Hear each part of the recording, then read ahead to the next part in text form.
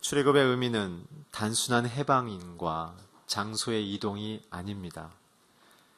출애굽을 통해서 하나님이 우리에게 진정 주시고자 하는 메시지는 창조주 하나님과 그의 피조물인 인간이 다시 관계를 회복하는 것입니다.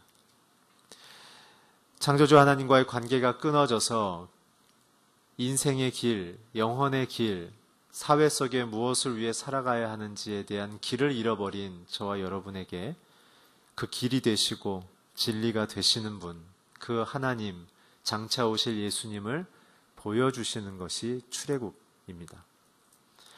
출애굽에 담겨진 하나님의 그래서 성품은 또 행위는 사랑이며 구원이며 죄인들과 함께 하시는 하나님이십니다. 진짜 사랑은 원수를 사랑하며 원수와 함께하는 것입니다. 진짜 사랑은 원수가 잘 될 때까지 도와주는 게 진짜 사랑입니다. 그러나 그것이 돈으로 하는 것이 아니라 마음으로 함께 그 사람과 삶을 공유할 때 진짜 예수 그리스도가 드러나게 됩니다. 그래서 주님은 출애굽기를 통해서 자기가 누군지를 끊임없이 그의 백성에게 얘기하시죠. 나는 너희를 지은 자다. 나는 스스로 있는 자다. 나는 너를 애굽으로부터 건져낸 자다 라고 얘기하면서 하나님 됨을 그의 백성에게만 보여주십니다. 그래서 성도들에게 있어서 가장 큰 축복의 하나는 하나님 됨을 알아가는 일입니다. 오늘 저와 여러분의 하루하루가 주님을 알아가고 주님 안에 있는 자유와 사랑과 기쁨을 누리며 살아나는 역사가 일어나기를 주의 이름으로 축원합니다. 인생에는 이런저런 무거운 짐들, 답답한 심경들, 막막한 그 일에 해결책이 없는 그 인생의 답답함들 속에 길이요, 진리요, 생명 대신 주님을 만나는 그 예고편이 바로 출애굽기입니다. 죄인들이 하나님을 찾지 않았으나 죄인들 속으로 뚫고 들어오셔서 여호와를 인정하지 않고 여호와를 기뻐하지 않았으나 그러나 그들의 원망 속에 기쁨이 되어주신 여호와 하나님. 광야 속에 있었으나 그러나 그들의 인생이 어느 나라보다 행복하게 지켜주신 그들의 옷이 헤어지지도 않고 신발이 헤어지지도 않게 하셨던 그 세밀하시며 실제적인 사랑의 하나님, 그 하나님을 만나고 싶지 않으십니까? 오늘 그것이 출애굽기를 통한 메시지입니다. 그래서 하나님이 그들의 백성에게 보여주시는 첫 번째 단계는 회복입니다. 회복은 하나님과의 관계를 기초하죠. 그 회복의 컨텐츠는 두 가지인데 생명을 주십니다. 주님을 만나야 살아납니다. 하나님이 내 안에 계셔야, 예수님이 내 안에 있어야만 우리는 이 땅 안에서도 생명을 누릴 뿐만 아니라 영생을 얻는 놀라운 복을 얻게 되는 줄 믿으시기 바랍니다. 그런 사람들은 세상이 감당하지 못합니다. 세상에 어떠한 환난과 고통이 오더라도 하나님이 생명이 있는 사람은 넘어지지 않고 꼬꾸라지지 않고 피곤하지 않고 망하지 않습니다. 왜냐하면 하나님이 함께 하시기 때문에 그렇습니다. 두 번째는 무엇이냐면 하나님의 자녀됨의 영광을 누리게 됩니다. 우리가 갖고 있는 신분과 능력이 아니라 하나님이 내 안에 들어오심을 통하여 세상이 하나님을 보고 두려워함으로 하나님과 우리의 관계가 친자녀임을 깨닫고 우리를 존경하기 시작하는 것이죠. 진짜 사회적인 성공은 하나님과의 관계의 회복을 기초하고 있습니다. 그 기초를 통해 저와 여러분과 여러분들의 자녀에게 하나님이 무엇을 이룰 것인가에 대한 사명을 받아낸 자들이 세상에서 승리합니다. 그것을 누리시길 바랍니다. 그러나 새 사람들은 어떻게 살아갑니까? 소유와 사람들의 집중으로 자신의 인생을 회복하려고 그것을 보상을 얻으려고 노력하죠. 노력할수록 실패 속에 갈등합니다. 그래서 하나님은 그러한 백성에게 그 관계를 기초로 회복하기 위해서 주신 것이 바로 성막입니다. 성막은 하나님의 누구이신지를, 하나님에 대한 정보를 알려주시고 두 번째로는 그분의 뜻이 무엇인지를 우리에게 알리시사 세상에서 어떻게 살지를 가르치시는 장소죠. 그것을 우리는 비전, 사명이라고 얘기합니다. 그리고 세 번째는 세상의 중심에 서게 하셔서 하나님의 말씀에 순종하고 비전에 순종하는 자들 앞에 구름기둥과 불기둥을 세우시사 그 자녀됨의 순종과 하나님의 지혜로 살아감을 통해 세상이 하나님을 보게 만드는 것입니다. 하나님의 자녀됨의 세상의 승리와 성공의 이 메커니즘은 우리 안에 계신 하나님의 뜻을 우리가 귀중히 여기게 함을 통해서 우리 안에 계신 하나님이 나를 통해 일하시도록 만드는 것입니다. 전혀 여러분들의 연구와 기업에서 하는 모든 결정과 기획 속에, 학교에서 하는 모든 학습 속에, 특별히 가정 안에 부부의 관계와 부모와 자녀의 관계에 주고받는 인생의 우선순위의 결정 속에 이 하나님의 영광이 임하길 주의 이름으로 축원합니다. 그래서 여러분들이 가는 곳마다 하나님이 증거되기를 축복합니다. 그래서 여러분들이 가는 곳마다 세상이 주목하며 우리에게 안에 계신 하나님을 생명처럼 여겨서 목마르고 지쳐있고 죽어가고 있는 세상 사람들, 대안이 없어 자기를 높이고 있는 사람들 안에 진정한 안식이요 평안이신 그 그리스도가 증거되어지는 놀라운 위상이 높은 하나님의 자녀의 인생을 살기를 주의 이름으로 축원합니다. 이것은 세상이 감당할 수 없는 영향력입니다. 그래서 이 일을 살기 위해서 애굽에 종된 이스라엘 사람들에게 하나님이 요구하셨던 태도는 무엇이었습니까? 지난주에 말씀드린 것처럼 거룩과 자유입니다.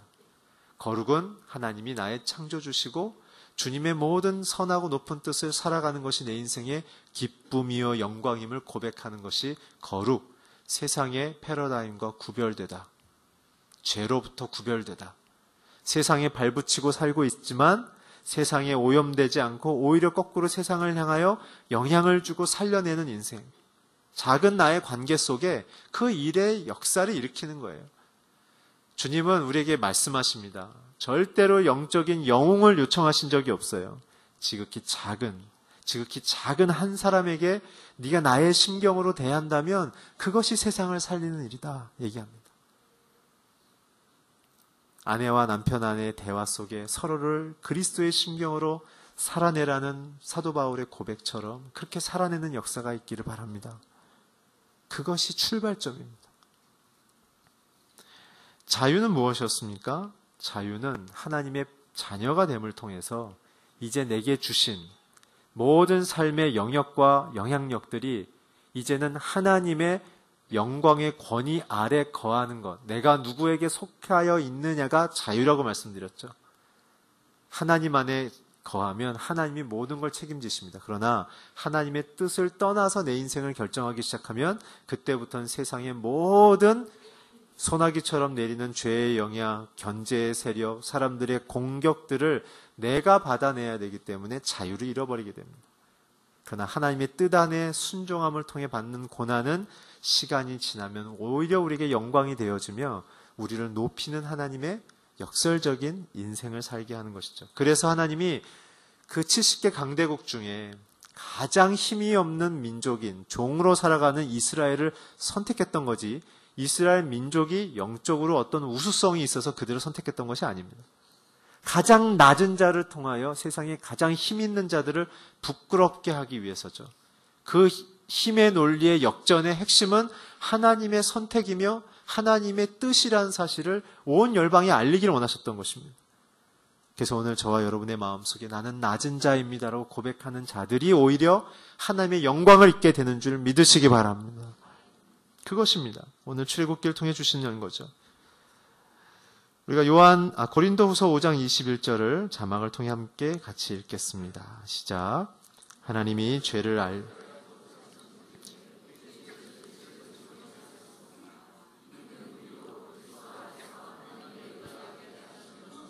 이게 하나님의 자녀가 되게 하는 하나님의 뜻이었습니다. 요한일서 1장 7절을 한번 같이 읽겠습니다. 시작.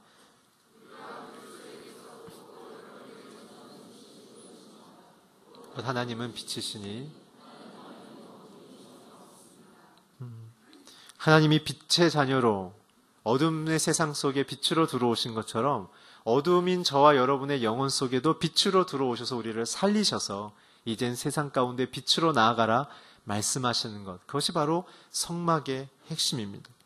오늘 그래서 나타나는 이 금송아지, 갑자기 이스라엘 백성들이 우상을 만드는 사건은 저와 여러분이 하나님 앞에서 예배 속에 가져야 될 되게 중요한 태도를 가르쳐주고 있습니다. 오늘 금송아지의 사건의 이 본문 안에서의 특징은 뭐냐면 재밌게도 25장부터 31장까지는 성막에 대한 규정을 하나님이 모세에게 가르치고 계셨고 35장부터 40장까지는 어떻게 제작하라고 말하고 있었는데 이 32장 이 두 가지 중요한 메시지 중심에 하나님의 뜻을 기다리던 이스라엘 백성들은 거꾸로 하나님의 뜻과 달리 우상을 만들었다는 것이죠. 하나님의 중요한 성막에 대한 메시지 중간에 이스라엘은 하나님의 뜻과 정반대되는 일을 하고 있었습니다. 오늘 이 본문의 그래서 의미는 무엇일까요? 성막은 하나님의 임재요, 금송아지는 하나님의 부재를 상징하는 것입니다. 하나님을 따르면 하나님의 생명과 영광과 보호 속에 평생 생명 가운데 살아낼 수 있는 것이요, 내가 갖고 있는 금과 같은 힘, 자랑, 자기만족, 자기 자긍 속에 살아가는 사람들은 하나님 없이 인생을 살아가게 된다는 것입니다. 금송아지를 만들었던 그 재료는 누가 줬습니까? 애굽이죠. 출애굽할 때 받지 못한 노임의 상당수 부분을 고가의 금으로 받았고 또 고가의 해달 가죽으로 받아서 나왔습니다. 그 중에 금을 갖고서 자신들의 마음속에 있는 그 하나님을 대체할 신을 만들었다는 것은 저를 포함하여 우리 모두가 하나님 앞에서 우리 내면과 인생에 결정하는 태도에 있어서 우리가 조심스럽게 우리를 하나님 앞에 살펴야 되는, 복과 은혜를 누릴 수 있는 성도로 우리가 돌아설 수 있는 되게 중요한 체크 포인트라는 사실입니다. 오늘 본문 1절부터 4절을 함께 읽겠습니다. 시작.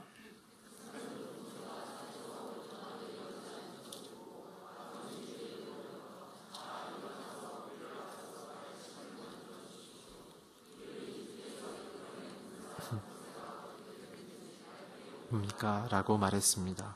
아론은 백성들에게 너희 아내들과 너희 아들들의 차고 있는 금 귀걸이를 빼내서 가져오라고 말했습니다. 그러자 모든 백성들은 귀걸이를 빼다가 아론에게 갖다 주었습니다. 백성이 가져온 것을 송아지 모양의 틀을 붓고 연장으로 다듬어 우상을 만들었습니다. 그러자 그들은 이스라엘아, 이것이 너희 이집트에서 이끌어낸 너희 신이다 라고 말했습니다. 노예가 어떻게 금팔찌를 애들까지 찰 수 있었겠습니까? 그거는 역으로 추론해 보면 얼마나 애굽의 왕인 바로가 하나님의 심판 앞에 하나님을 두려워했으면 그들이 나갈 때 자기들도 귀중히 여기는 금을 얼마나 풍성하게 나눠줬냐는 것을 우리는 추론해 볼 수 있는 것이죠. 아이들의 팔까지 금팔찌가 가득했다는 것은 그들의 속에 임하신 하나님의 권능을 온 세상이 어떻게 인식하고 반응했는지에 대한 메시지로 볼 수 있습니다. 그러나 정작 그 역사와 하나님의 기적의 중심에 섰던 이스라엘은 자신들의 만족을 위해서 하나님의 영광의 그 상징인 그 결과로 받아낸 그 금을 자신들의 욕망의 대상으로 바꾸어 버리는 것이죠. 여러분, 여기서 저와 여러분이 잘 생각해야 합니다. 하나님의 은혜도 사유화하면 내 우상으로 만들 수 있습니다. 하나님이 주신 은혜, 사랑, 회복, 보호, 승리케 하심의 결과만 주목하면 하나님이 사라지고 그것이 마치 내 거인 양 생각하는 것이에요. 그게 누구였습니까? 아담과 하와였죠. 창조하셨던 그 창조의 그 시작과 에덴 밖에서 만들어져서 에덴 안으로 들어가면서 이것이 내가 받을 수 없는 것을 하나님께서 주셨음을 깨달은 아담은 충성되게 하나님 앞에 그 창조의 통치와 경영을 열심을 다했으나 남자의 몸에서, 특별히 에덴 동산 안에서 만들어진 여자분들은, 제가 여자분들에게 다른 견해를 갖고 있지는 않습니다. 오해하지 마시고, 여자들은 눈을 뜨자마자 에덴 속에서 만들어졌기 때문에 그것이 자신이 마땅히 누려야 되는 기득권과 환경으로 인정을 해버린 거죠. 그러니까는 사단이 남자에게 가지 않고 여자에게, 그 얘기는 바꿔 말하면 뭐예요? 하나님이 주신 그 하나님의 특권에 대한 감사를 잃어버리고 당연하다고 생각하는 자신의 자긍심에 살아가는 사람들을 마치 베드로를 까부르듯이 마음을 흐트러 놓기 시작하는 것이죠. 오늘 저희는 우리의 인생의 주인이 누구인지를 정확히 고백해야 합니다. 그것이 진정한 안전이고 승리입니다. 오늘 저와 여러분이 갖고 있는 모든 삶의 환경을 누가 허락하셨는지를 기억하고 감사하실 때 하나님이 여러분들에게 더 큰 삶의 영향력을 여시며 하나님의 사명을 맡기십니다.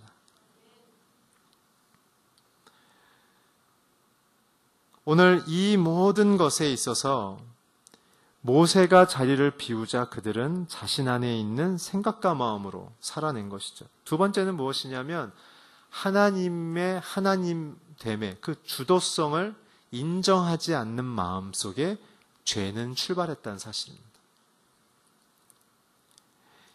1절에 보게 되면 모세가 어떻게 됐는지 알 바가 뭡니까? 라고 얘기하죠.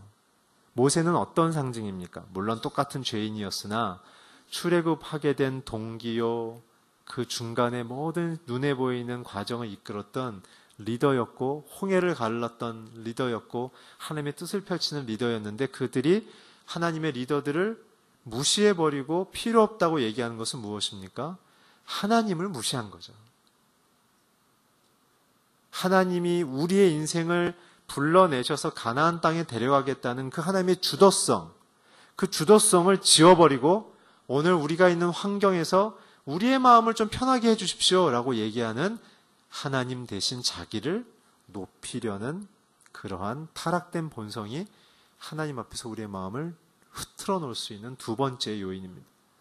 그래서 저와 여러분은 어떠한 태도로 기도해야 합니까?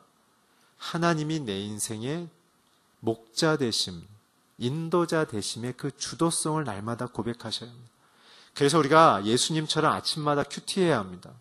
큐티할 때 그 말씀을 우리 마음속에, 영혼 속에 받아냄을 통해서 하나님 오늘 내가 어떠한 기준으로, 어떠한 가치로, 어떠한 태도로 하루를 살아내야 합니까? 라고 하나님께 말씀을 듣는 자만이 실수하지 않습니다.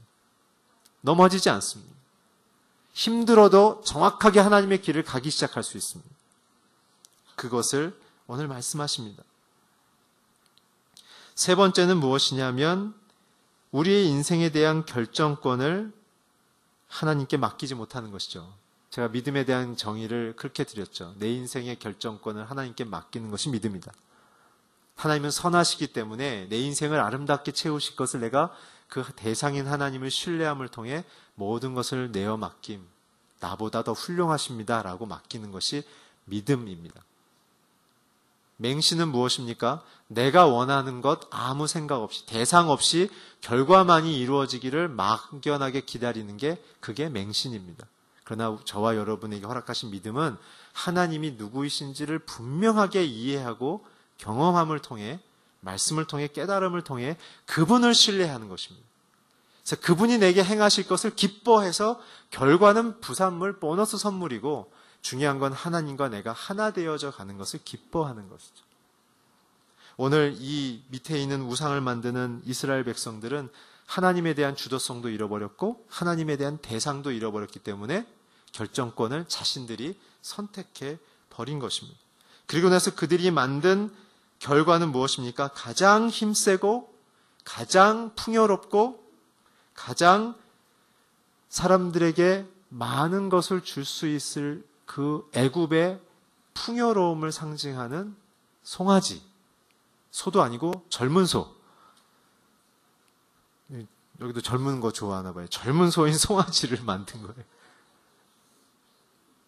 그건 뭐예요? 사람의 신체의 에너지, 가능성을 믿겠다는 것이지 하나님의 약속을 믿겠다는 뜻이 아니죠. 진짜 세상에서 승리하는 성도들은 누구입니까? 하나님이 이 땅을 통치하시고 그의 백성을 통하여 회복하기 원하는 그 거룩한 약속을 믿는 세대, 그 약속을 믿는 인생을 통하여 하나님은 역사하십니다. 그런 사람을 찾고 계십니다. 하나님은 신령과 진정으로 예배하는 자를 찾는다는 것은 그 하나님의 언약을 기초한 하나님의 계획을 받아들이는 자들입니다. 여러분들 깨어 있으셔야 합니다. 깨어 있어야 되는 게 뭐냐면 여러분들의 안락함 속에 하나님을 놓치고 있다면 여러분들은 잠자고 있는 것입니다.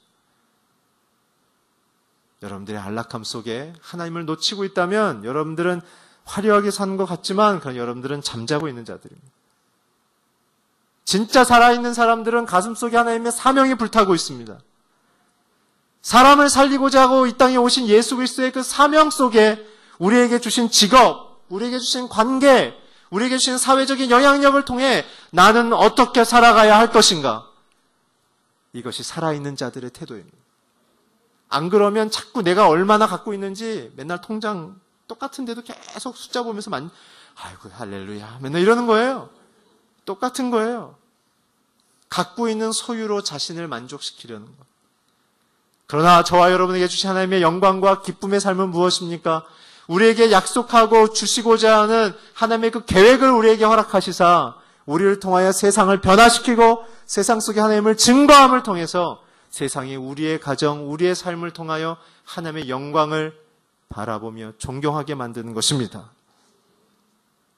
영광의 삶으로 들어오십시오.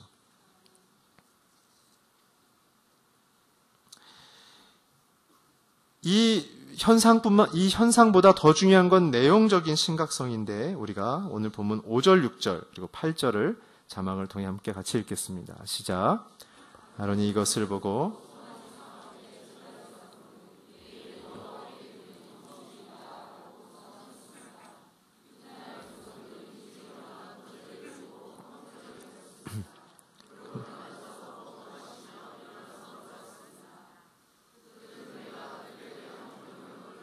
빨리 그리고 스스로 송아지 모양의 틀에 우상을 부어 만들고는 경배하고 제물을 바치면서 이스라엘아 이것은 너희를 이집트에서 이끌어낸 신이다 라고 말했습니다. 이 우상의 행동보다 더 중요하고 심각한 것은 내용에 대한 변질인데 그 내용은 뭐냐면 하나님을 자신들이 원하는 우상으로 바꿔버렸다는 사실이에요. 오늘 저와 여러분의 인생 속에 하나님마저도 내가 원하는 모델로 바꾸시면 안 됩니다. 하나님 그분 살아계신 인격, 우리가 그분 자체를 사랑하며 존경해야 합니다. 그분 안에 있는 사랑, 능력, 자유, 긍휼, 오래 참음을 우리가 그대로 받아냄을 통해서 우리가 주님을 닮아가야지 우리 안에 있는 것으로 하나님을 바꾸어 버려서는 안 되는 것이죠. 저는 이 5절, 6절, 8절을 읽으면서 이러한 단어로 정리하고 싶었습니다. 내가 복음을 버리자. 잘 모르시겠습니까? 마태, 마가, 누가, 요한, 내가 복음. 자기 중심으로 써가는 신앙의 일기들을 버리자는 거죠. 하나님 중심의 인생. 하나님 중심의 복된 인생. 정말 주님이 원하는 걸 받아내야 우리는 살아납니다. 내가 원하는 걸 붙잡으면요, 내가 계속 나빠집니다. 오늘 여기서 말씀하시죠. 이 죄의 핵심은 하나님의 길을 떠난 것이에요. 자기 길을 걷기 시작하면 우리는 복잡해집니다, 인생. 그때부터는 인생이 밑으로 꺼지기 시작하는 거예요. 자기 길로 떠났던 사람들이 누구입니까? 아담이었고, 가인이었고, 탕자였고, 유다였죠. 그들이 높은 자기의 가치와 기준으로 선언하며 선포하며 위대한 사회적인 어떠한 변혁의 길을 출발했지만 그들의 결과는 결국 죽음과 상실이었던 것입니다. 생명은 하나님 안에만 있습니다. 능력도 하나님 안에만 있습니다. 오늘 나를 믿는 사람들은 내가 너무 크게 보이죠. 여러분들 빨리 더 크신 하나님을 보시기를 주의 이름으로 축원합니다. 오늘 이들이 했던 내용은 또 무엇입니까? 아론은 자신이 만든 내가복음, 사람들이 듣고자 하는 그 만족스러운 것을 내어주면서 그것을 하나님의 것이라고 만들면서 여호와의 절기로 바꾸죠. 그러면서 번제와 화목제, 레위기에서 제일 중요한 두 가지 제사를 지내겠어요. 번제는 무엇입니까? 자기의 죄됨을 하나님께 고백해서 용서받는 것이 번제죠. 화목제는 무엇입니까? 독특한 것인데 하나님과 사회가 서로 죄를 허물고 용서를 구하면서 화해되는, 서로에게 변상해주면서 심정적으로 형사적으로 있는 모든 죄가 다 용서받는, 그래서 이 화목제만은 사람들이 그 제물을 나누어 먹었죠. 제사장과 함께 식탁에 둘러앉아서 우린 이제 용서받았어. 근데 그것을 하나님 앞에서 하지 않고 자기의 욕망인 상징인 금송아지 앞에서 했다는 것입니다. 이것은 8절에 나온 것처럼 얼마 되지 않아 하나님이 주신 약속을 저버렸다. 그토록 빨리 저버리고 어떻게 그렇게 쉽게 무너졌냐 그거죠. 그건 뭐였습니까? 십계명이었습니다. 십계명. 지금 다 공부하고 있는 중이지 않습니까? 시내산 앞에서. 공부 중에도 아직 실습도 안 했는데 그냥 십계명을 어겨버리는 것이죠. 그게 저와 여러분의 죄로 인하여 약한 본성을 이야기하는 것입니다. 오늘 저와 여러분이 이 부분들을 잘 이겨내려면 어떻게 해야 됩니까? 하나님이 나의 선한 아버지 되심을 고백해야 합니다. 그분의 뜻이 나를 살린다는 믿음이 있어야 합니다. 사람에게 많이 배신당하고 특별히 부모님과 관계가 안 좋을수록 하나님에 대한 인상을 좋은 마음을 갖기가 힘든 것을 목회의 현장에서 참으로 많이 발견합니다.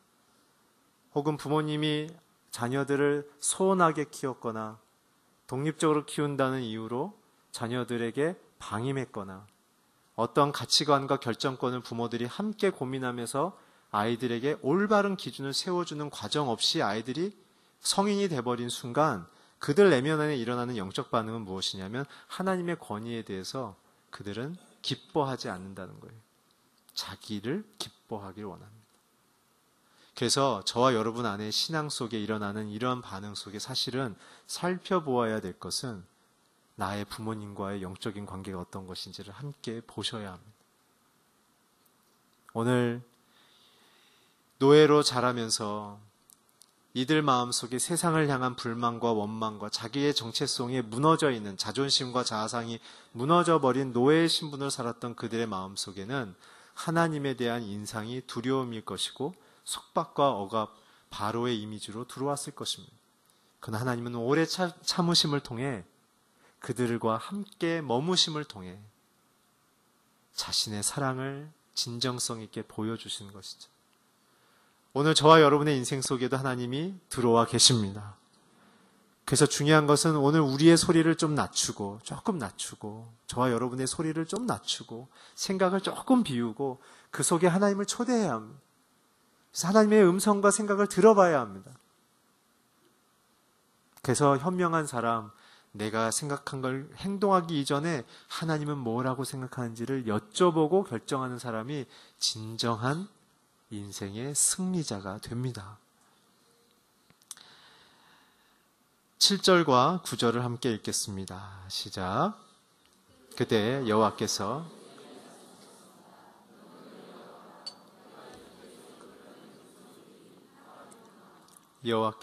모세에게 말씀하셨습니다.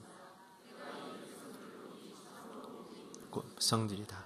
오늘 이러한 이스라엘을 향하여 하나님이 딱 두 가지로 정리를 하십니다. 뭐냐 하면 첫 번째는 타락했다. 두 번째는 목이 곧다.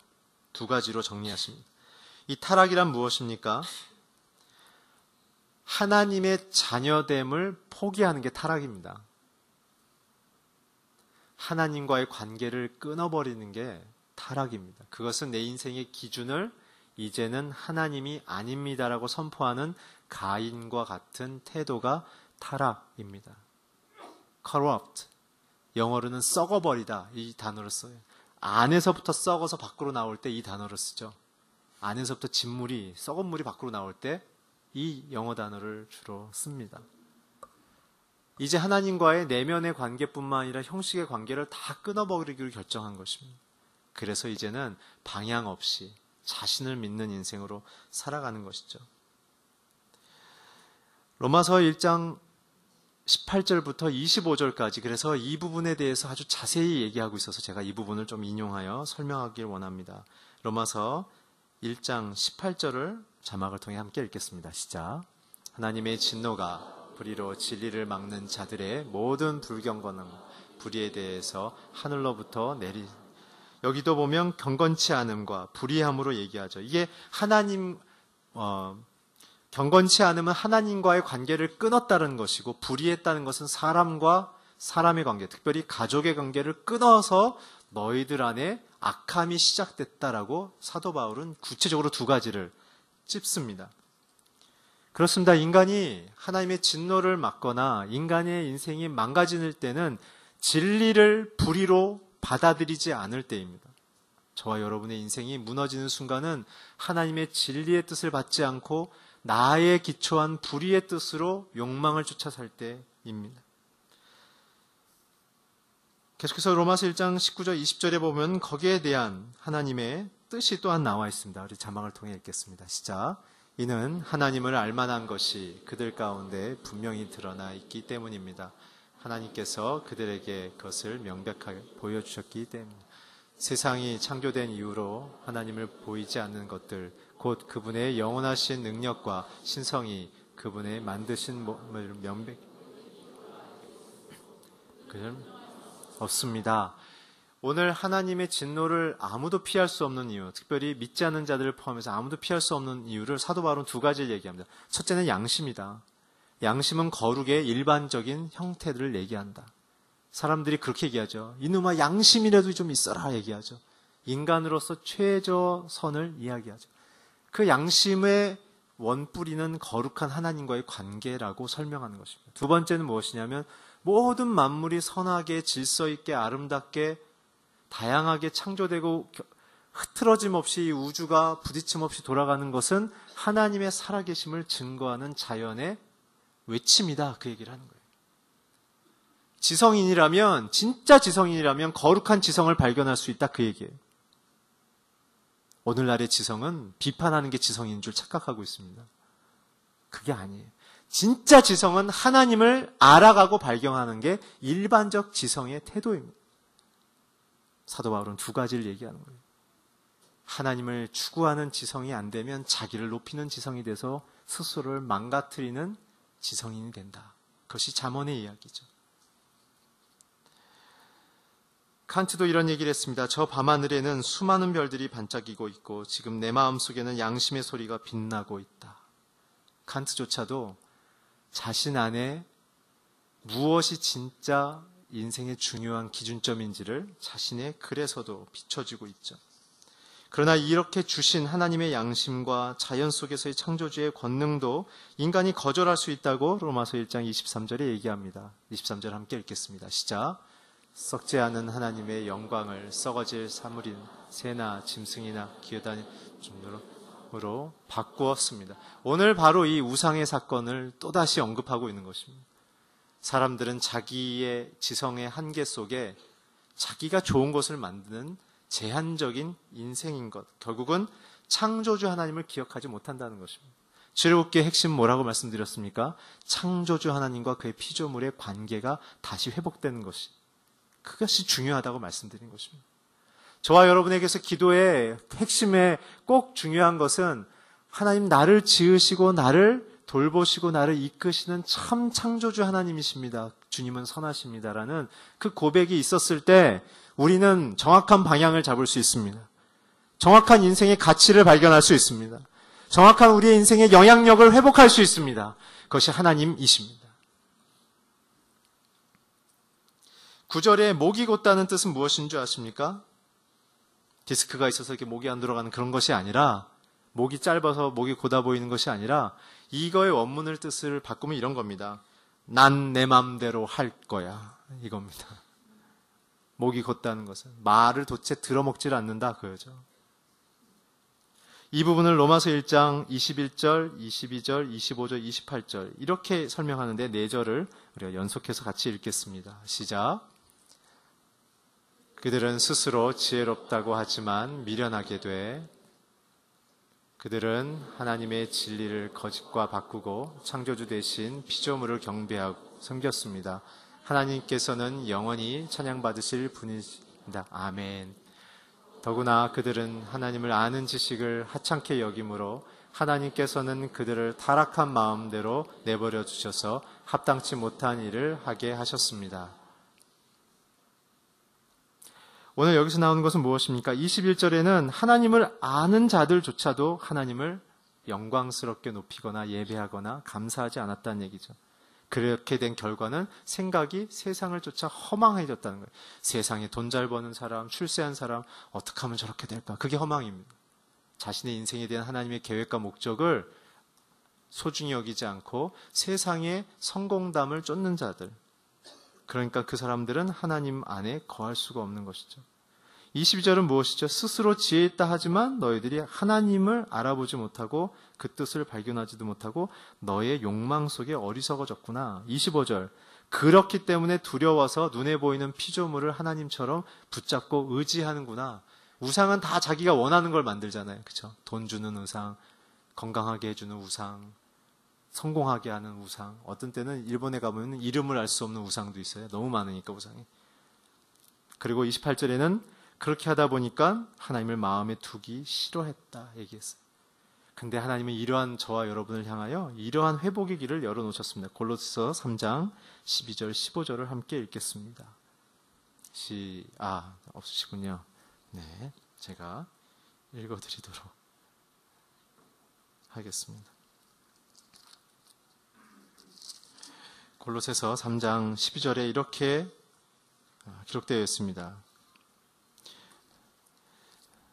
그러므로 여러분은 하나님께서 택하신 사람들, 곧 거룩하고 사랑하심을 입은 사람들 같이, 택하심을 받고 거룩하고 사랑을 입은 사람 같이 긍휼과 친절과 겸손과 온유와 오래 참음으로 옷을 입으십시오. 그 얘기는 뭡니까? 하나님이 우리를 그렇게 대했다는 사실입니다.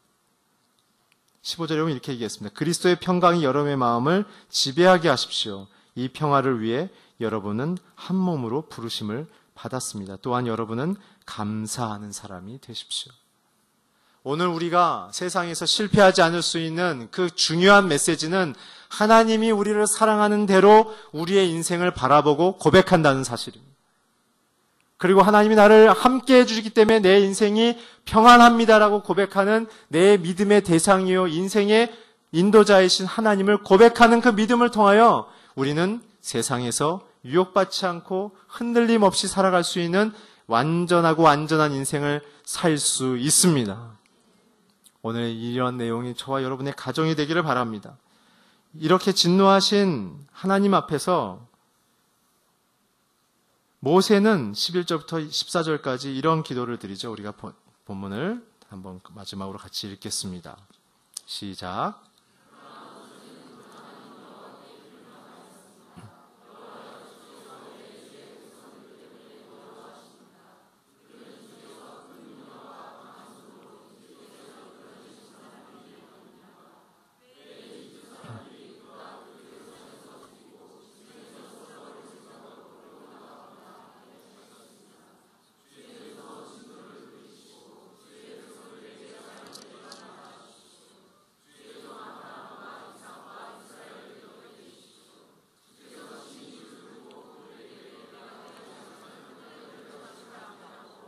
그들에게 내 자손에게 줄 것이니 이것이 그들의 영원한 기업이 될 것이다 라고 맹세하지 않으셨습니까? 그러자 여호와께서 마음을 누그러뜨리시고 그 백성들에게 재앙을 내리셨던 마음을 접으셨습니다. 여기 부분 잘 이해하셔야 됩니다. 하나님이 모세에게 조종당하는 것처럼 이해하시면 안 됩니다.